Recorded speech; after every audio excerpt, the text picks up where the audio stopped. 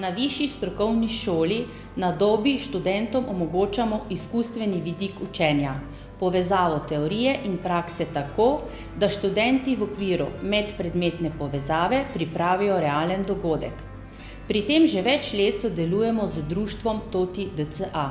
Osebno sem zelo ponosna na delo nas študentk, saj smo v relativno kratkem času za nas amaterke ustvarili nekaj čudovitega ter na ta način tudi pomagale pri ustvarjanju novega večgeneracijskega centra.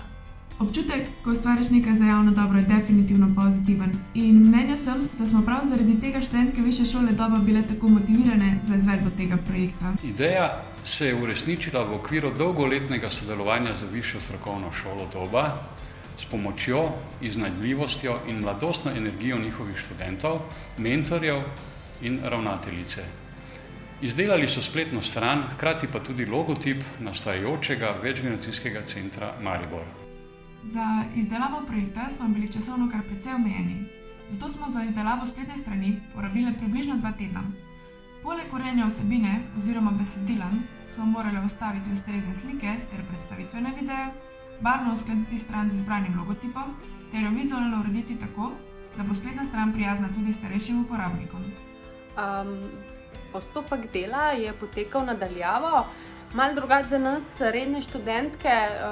Nov izziv je bil. Delo je v celoti potekalo online v okviru medpredmetne povezave, zato so se tudi naloge večinoma navezovale ena na drugo.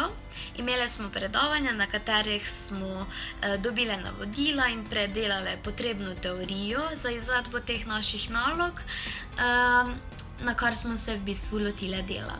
Nove izkušnje smo pridobile v timskem delu, načrtovanju ter izvedbi samega projekta, ustvarjanju spletne strani, dodatne izkušnje, kar se zadeva komunikacije s stranko, urejanje videa, izdelava logotipa, vabil ter biltena in še bi lahko naštevala.